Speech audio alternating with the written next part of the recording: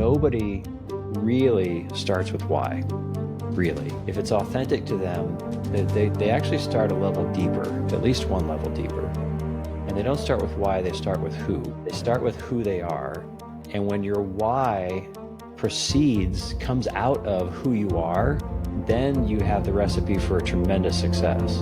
Considering changing the name of the podcast to The Evolution of Why, and I think it probably ties into your, kind of, if it actually starts with who you are, then how that gets used changes over time. Hi everyone, I am Jason Balara and this is the Know Your Why podcast. Today I'm here with Bill Blankschaen. He's the founder and chief story architect of Storybuilders, a creative team of storytellers who share his passion for helping people live a story worth telling. I'll stop there. I was about to get the words jumbled, so I'll stop there, and I'm sure you're going to describe it better than me anyway, Bill. But yeah, first, thank you for being here today. Thanks for taking the time out. I am very excited to talk. So appreciate the time and thank you very much for being here. Well, Jason, a privilege to be with you. I mean, just to be on the same podcast with the best dad award that you have behind you there. I mean, this is cool. That's actually what I should lead with. This is the Know Your Why podcast. You're here with the best dad ever. That's start with that from now on. Well, we have 6 kids, so that has meaning for me to have your kids call you best dad. That matters. So awesome. Well, let's start. I mean, 6 kids. That's, I'm sure, a part of your story. But let's start with kind of hearing a bit about you and your background and what got you to where you are today, and then we'll dive in. Well, I'd love to. Yes, 6 kids certainly are part of that. I kind of start where I always thought of myself as a storyteller. I love stories. I love reading. I love all these kind of things as a kid. As I grew up, I was the one who would sit at the breakfast table and twirl the cereal box and read it 5 times while I was eating, whatever the ingredients, didn't matter. I would just read it, loved soaking it up. But, as life went on, I actually helped start a private school in Ohio and was leading that for many years. And I was helping other people write, but I wasn't writing. I was helping other people tell stories well, but I wasn't telling stories. And so I eventually came to this place where I realized, hey, I either have to let go of this dream that I have in myself and this sense of calling, and just focus on what I'm doing at the school, or I need to let go of the school and pursue this calling. And I just knew I didn't want to regret it forever of never having developed that talents and skills. So I let go of the school, stepped out with the 6 kids. My wife and I, we went no income for a year in working through that with the 6 kids. But I tell you, I never worked harder in my life. I developed book proposals and talked to publishers and everybody in the industry about books and storytelling and all these kind of things, and really spent hundreds of hours in that process. Actually shopped book proposals, talked to publishers, got their input on that, and really just became a student of storytelling through that process. And I got to tell you, you'll relate to this as a dad, right? Like it was not easy, to go that journey. It's not the path I necessarily recommend everybody take in making career moves. But I remember one time in particular, you live in beautiful LA, and at the time I was in Northeast Ohio in the springtime. I was sitting out back with my pen and my paper, and I was trying to write my ideas, developing this book idea I had, and the sun was shining and the birds were chirping and the wind was kind of blowing. And it was just a beautiful day on the outside. But on the inside, I mean, I had every fear imaginable. I was like, I don't know that this is going to work. I think we're going to end up sleeping under a bridge somewhere next to a freeway in a cardboard box. I just don't know. And it was tough to keep moving forward, but I did. And as it turns out, that very book I was working on that day that I so well remember ended up getting picked up by a publisher. And I ended up writing the book and finding out I was actually really good at writing books. And so other people began to ask me help of, hey, can you help me with my book?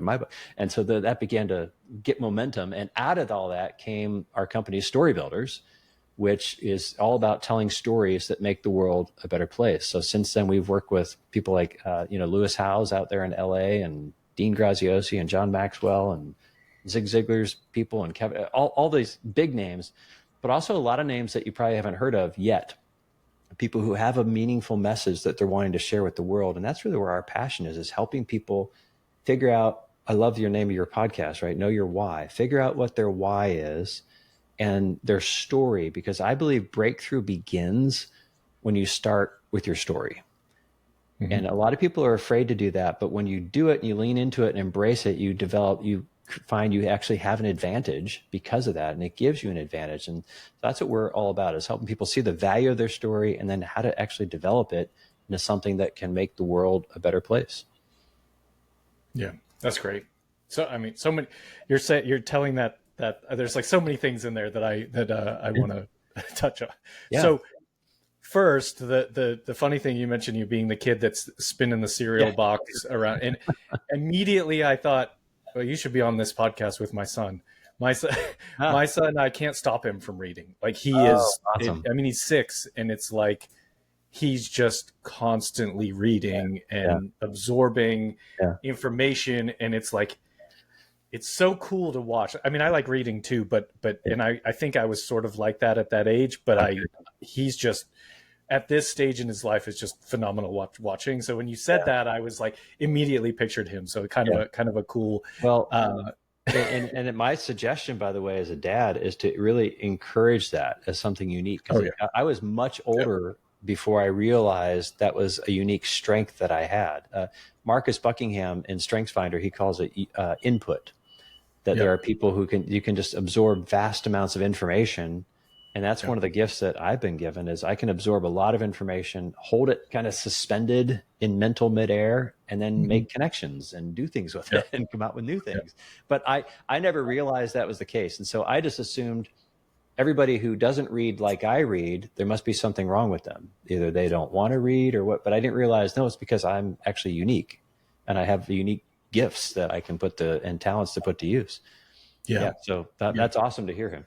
Yeah, no, it's it's very much he's a everybody's kids are special to them, but it's like he's one of those kids that it's like I feel a very large sense of responsibility to make sure that I don't hold him back, because I think he's got that like so much potential in, you know, kind of the way he looks at the world. So it's I mean, it's a really great problem to have, but it is sometimes I gotta live up to that best dad ever thing.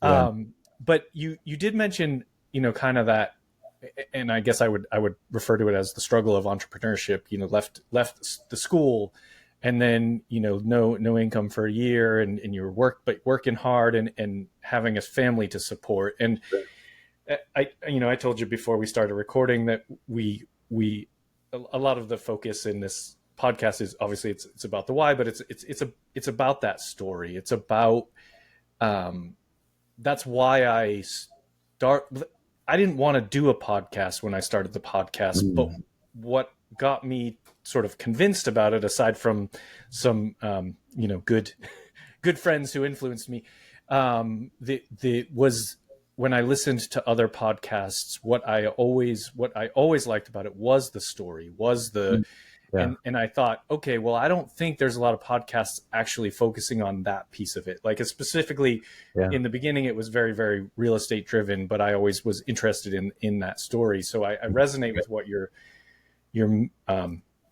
mission is. And also that piece about just, you know, everything might look good on the outside, and like, but the struggle of being the parent that is an entrepreneur and has these ideas of, you know, kind of this vision that sometimes you I don't know. I think maybe I see something that other people don't see, and it you know, that's what drives you towards that entrepreneurism, I guess. Are you planning a remodel or construction project?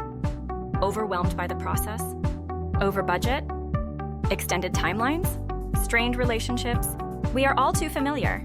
At Lark Construction Services, we help homeowners and business owners take control of their construction journey, from reviewing bids and contracts to catching red flags before they become costly mistakes. Our Clarity Audit is a one-on-one expert review of your plans, estimates, or current progress, giving you the peace of mind and a defined action plan to move forward with confidence. Don't let confusion lead to costly errors. Visit larkconstruction.com and schedule your free call today. Lark Construction Services, saving you time, money, and stress. Yeah. Yeah. Well, I talk about myself as an accidental entrepreneur.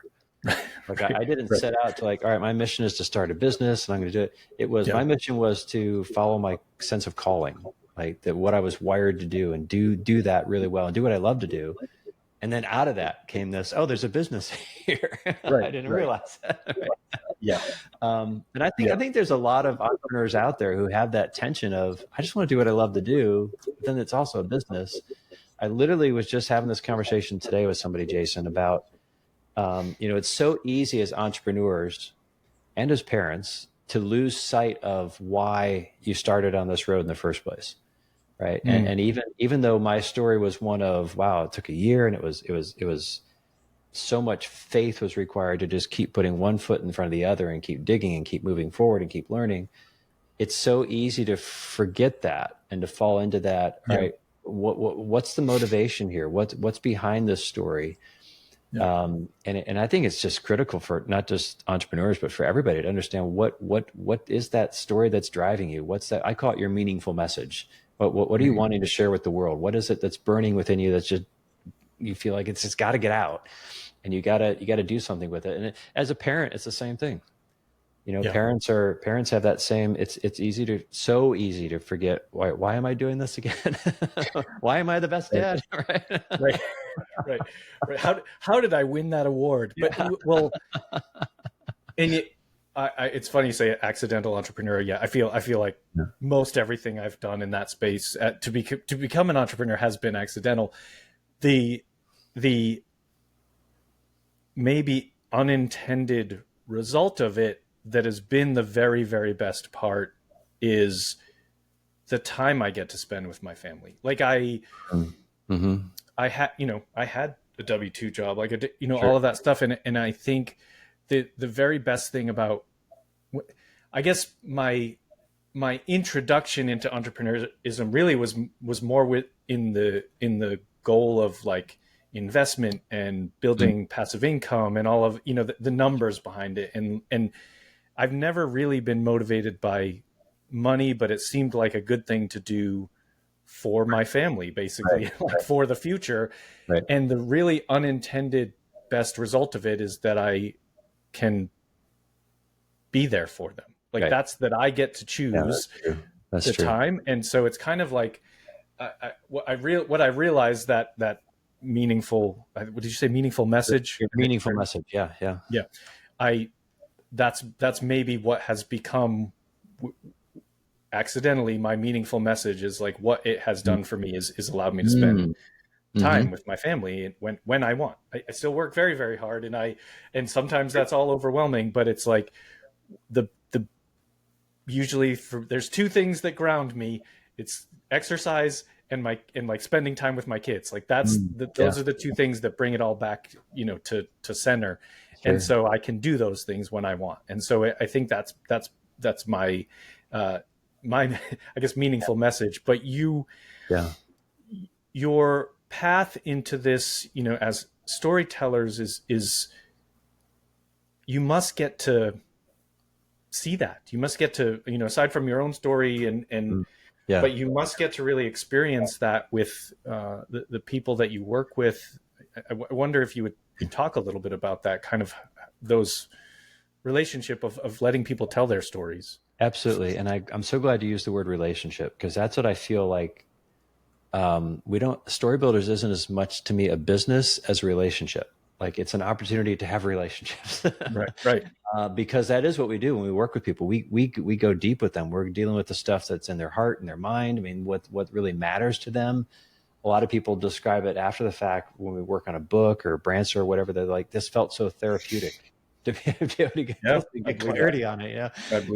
And when we work with somebody, it isn't just, let's just figure out what you want to say and put it on the page. It's how can we take that's a great idea, and then how do we elevate it? How can we add our own contribution in ways that let's spin it and look at it three different ways and then maximize it here and here and here. And suddenly it's like, wow, it's amazing. I didn't realize it had all that potential. Mm-hmm. But I got to tell you, Jason, what I find so many people struggle to value their own story. They just struggle to see the value that's within them. They struggle. And when I say story, what I mean by that, I don't just mean what's happened to somebody. I mean the lessons they've learned from it, the life experiences, the successes, the failures, the personality, the hard work, all these things that we've talked about. All this stuff comes together to kind of the sum of what they can contribute to the world. And so many people just think they don't have anything and think that what they have, nobody would want. And we just, I like to say we tend to deify others and diminish ourselves, right? We put other people on a pedestal and think, yeah, but I just don't have anything worth sharing. And that's simply not true. It's simply a lie. But we buy into that story. That's the story we're telling ourselves. And because of that, we don't do anything with our story because we think nobody wants it. And then what happens is we share it in some settings and we see people's eyes light up, or they say, oh, that's interesting. And they lean in, we realize, oh, there is something there. Yep. Right. And so, but there's so many different traps that people fall into. I talk about it in my book, Your Story Advantage, where people just stumble into these traps. And because of that, they go throughout their life thinking they have nothing to contribute. Meanwhile, somebody else is like, if only I had somebody who knew that, who could help me. Yeah, right. And they never make the connection. Yeah. It's that resonates a lot. And I'll tell you what, I've worked with a number of different business coaches over the last few years. And I would say people go to therapy. I go to a business coach. I think it makes me feel, I don't know, it makes me feel better in the sense that I feel like most business coaches and life coaches, there's some level of therapy to it and they'll guide you to a better business. But because of my current business coach and along this topic, I'll share this, a little embarrassing, but this sits next to me. Let's see if I can get this. Yep.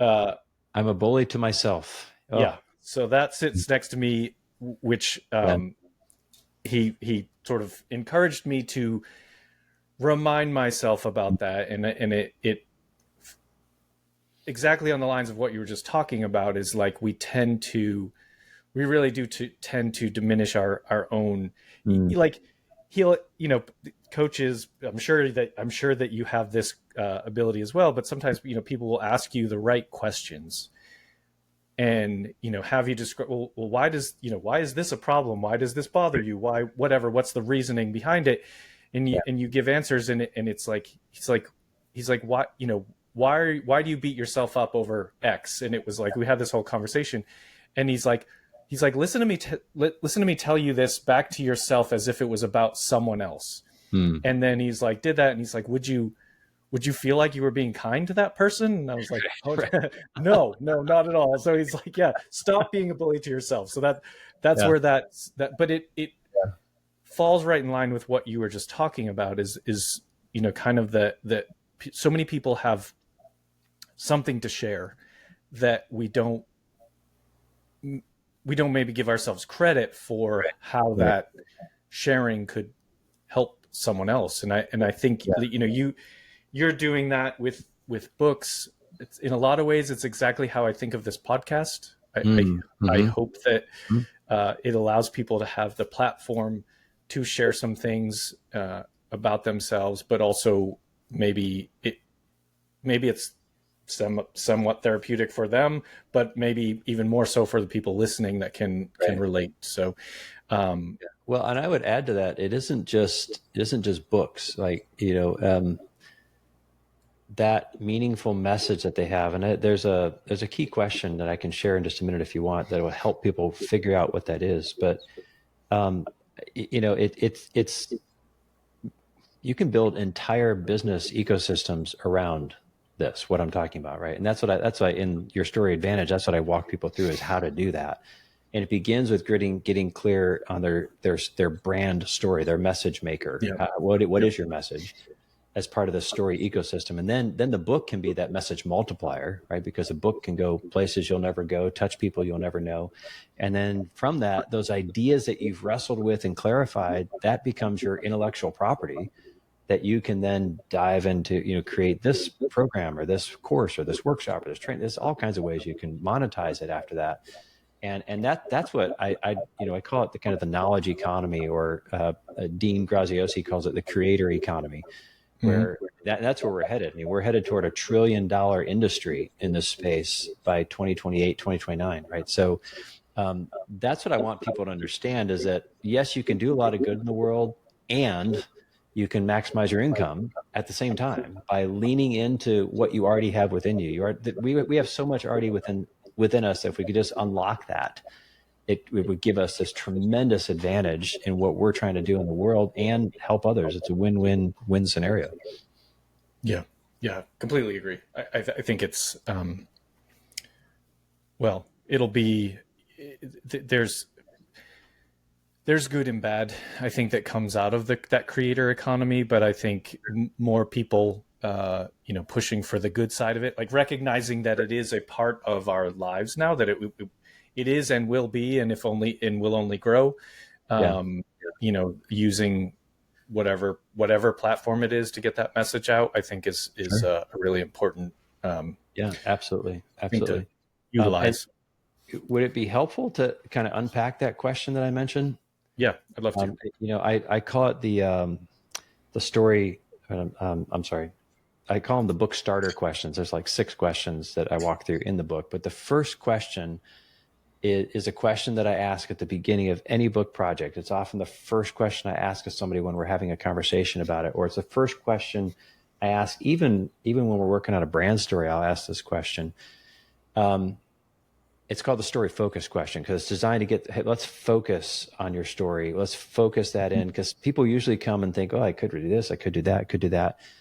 But I found this question to be really helpful, just to as a mental exercise to clarify. And the question is this: in the book context, if people were to read your book, close the book, put it away, and forget 99% of everything they read, which often happens, but they remembered only one thing, what would you want that one thing to be? And that question can be used as for parenting. It can be used in any setting of, man, if as a parent, you fail at like everything, but you get this one thing right. Right. What's the Right. one thing that if you had to get it right, that's the one thing that, man, I've got to get that right. And what I found is a very clarifying question. People often almost intuitively have that ready. They're like, oh, only one thing? Oh, it would have to be this, right? And this is what I would talk about. I was talking to a gentleman the other day, and we were talking about his story. We talked for 2 hours about his story. It's just a fascinating story. We're hoping to turn it into a book. But at the end of it, he's like, I'm like, what's the one thing? And he goes, I want people to understand that they can turn their pain into their gain, right? That is at the, whatever that pain is you're feeling right now, it can be a positive thing for you. If you remember that, it's going to be a game changer, right? So it's that kind of thing of, Yeah. if you just figure out what that one thing is, and then you let that focus guide you as you're developing your brand story or your book or whatever, and be consistent at it. Don't take the ADHD route, or start chasing squirrels or all that kind of stuff, but keep it at its core. For me, what I want people to realize is every story matters, especially yours, right? That there's value in your story. And so if you see that my story matters and it can help the world, then I need to unpack that and try to figure out what that means. Yeah. It's a very powerful question. Now you've got my mind spinning. How would I answer that question? But I'm not even sure, actually, off the top of my head, but I have some ideas. But you mentioned before we started recording, and I think it's a good, I want to hear more on this, but you mentioned the Simon Sinek, starts with why, and you have a sort of a deeper, you think maybe it goes a little bit deeper than that. So I wanted to dive in and unpack that a little bit. Yeah, so most of us are familiar with Simon Sinek's book, Start With Why. It's a great book. It really is. It's a powerful book. And for many years, I thought that was the beginning. That's the starting point. But the more I dove into this, the more I came to understand that nobody really starts with why, really. If it's authentic to them, they actually start a level deeper, at least one level deeper. And they don't start with why, they start with who. Mm-hmm. They start with who they are. And when your why comes out of who you are, then you have the recipe for a tremendous success, right? So I like the example of Apple, the founding of Apple, right? Steve Jobs and Steve Wozniak, came together. And when they did that, it was a classic combination of two guys who had gifts and talents on opposite sides of the spectrum coming together to pull this together. One was a concrete innovator, one's an abstract innovator, and they came together. And the vision of Apple came out naturally from who they were.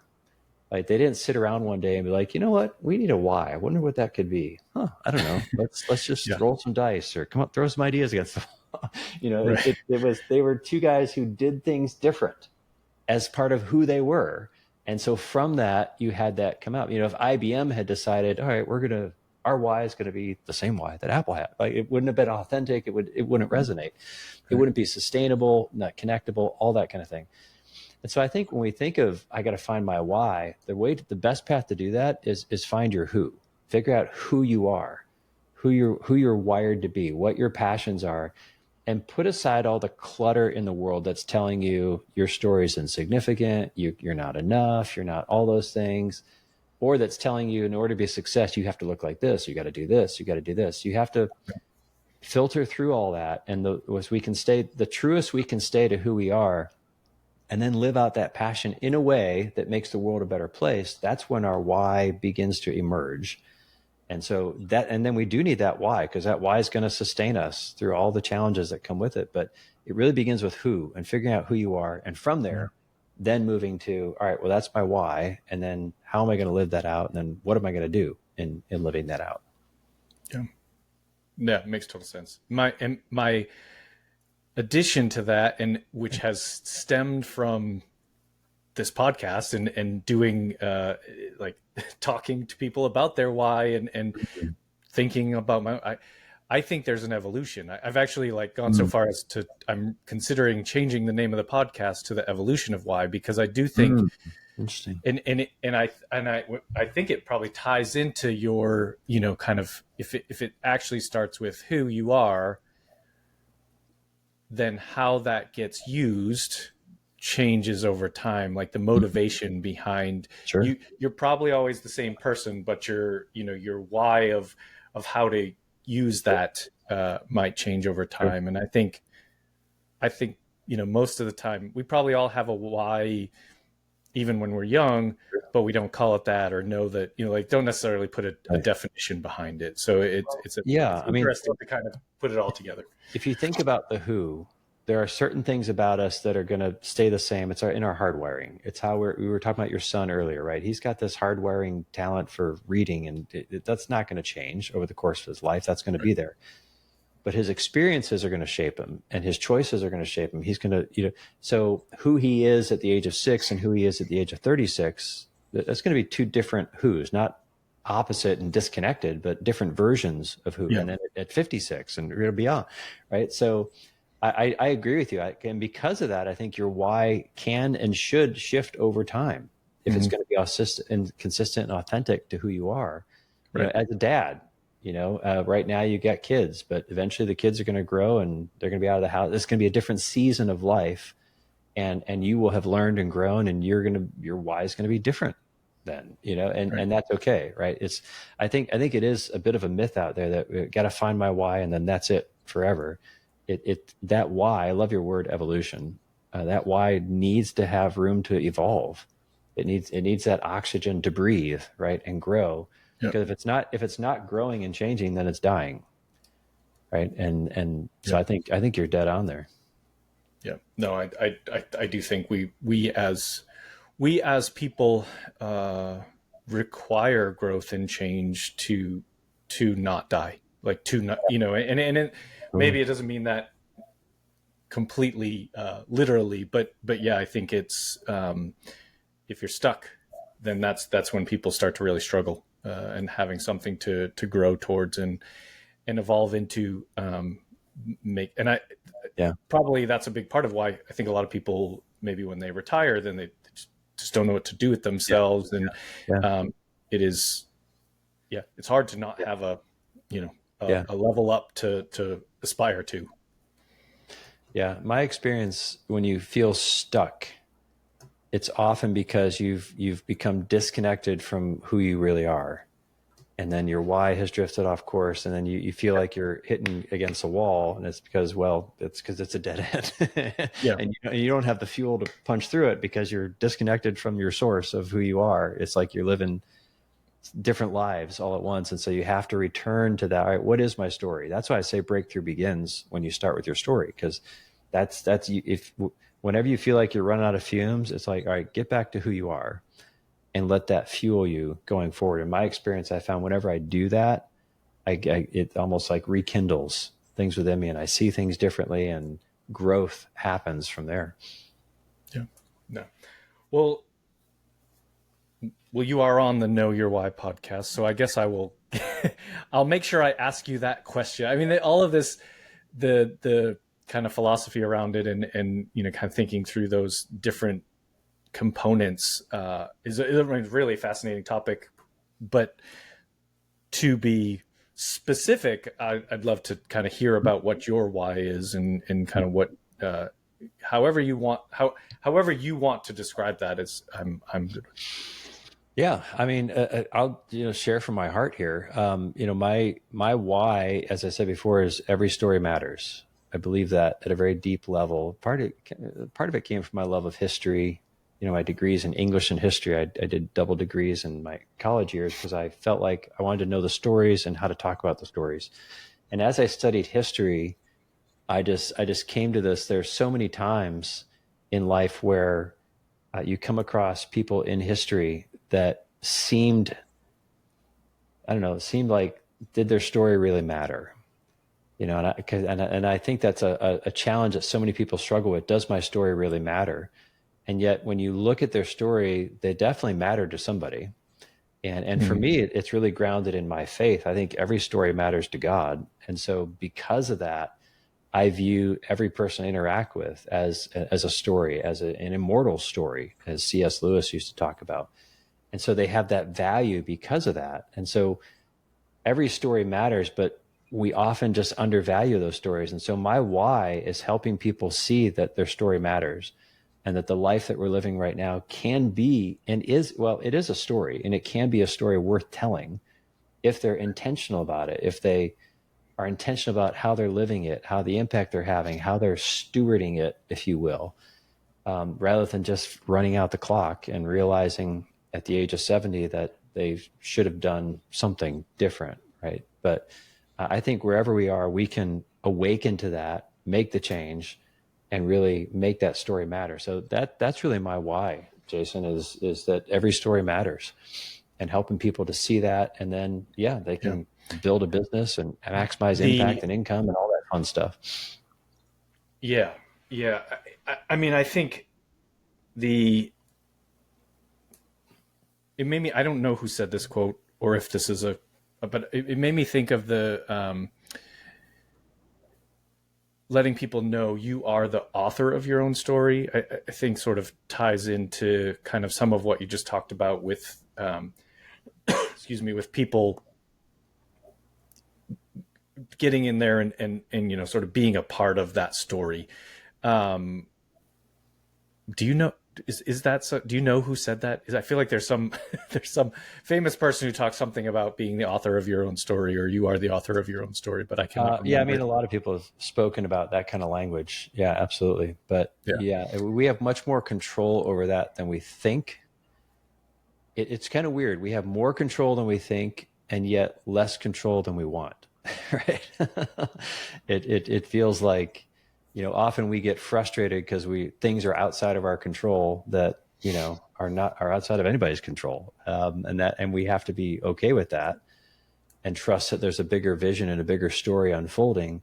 On the one hand, on the other hand, there's so much that is within our control that we feel like, well, there's nothing I can do about that, when there is, right? So it's that juxtaposition of we can take action on so many ways that are within our control, and yet we often choose to ignore those because we want to complain about the things that are outside of our control. But grab that parts of the story that we can actually do something with, and we can actually improve our lives in a significant way. Mm-hmm. Yeah, no, I love that.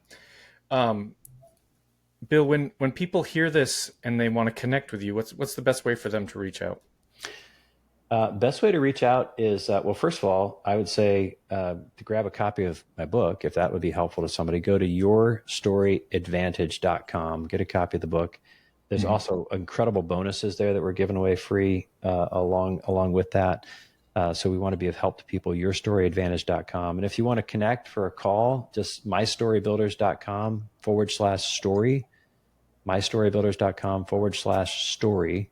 And just schedule some time to chat. I mean, we can talk about being best dad or whatever it is you want to talk about. But I'd love to talk about people about their story. And, is there a way that they can leverage that and what they're doing? Maybe they're already having some success. Maybe they're, a speaker, an entrepreneur, a professional thought leader, whatever. We work with people all across the spectrum. And I love stories. So I love just hearing people's stories and talking to them and seeing how we can help maximize what they're doing. But that'd be the easiest way to reach us. Awesome. And I just want to, I guess maybe I should have clarified this. The goal is when you're, meeting with people is to help them get their story down on paper is ultimately kind of what the end result would hope to be. Well, it certainly would involve getting it on paper, right? Depending on what we're helping them do. Obviously, if you're creating a book, that's going to end up on paper, right? Right. Yeah. We do all things books related, from helping them write them and publishing them and promote them, all that kind of fun stuff. But yeah, brand story certainly can involve paper too. That often manifests itself in digital as well, right? In a web presence or different social media presence, all that kind of stuff. But what I have found with that, and then of course other things, digital courses and workshops, trainings. Yeah, it can all involve all sorts of deliverables.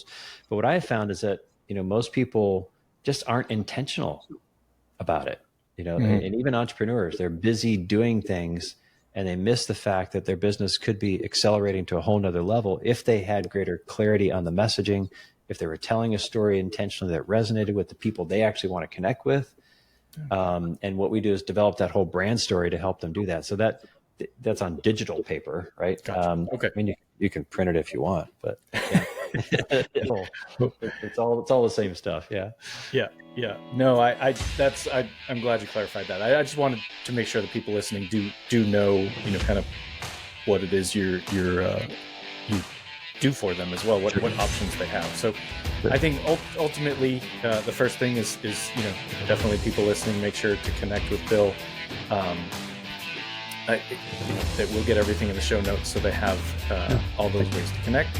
But yeah, thank you for coming on the show. Thank you for sharing all this. We could go down the dad rabbit hole for probably hours. That would, and you've got 6, so you're way ahead of me in numbers. But it's I really appreciate the conversation and kind of what you shared here today. So thank you so much for being here. Absolutely. Well, I thank you for the privilege of being just part of your story for a little bit today, and hopefully helping people see the value in their stories and make the small changes and pivots to make their story matter. Yeah, absolutely.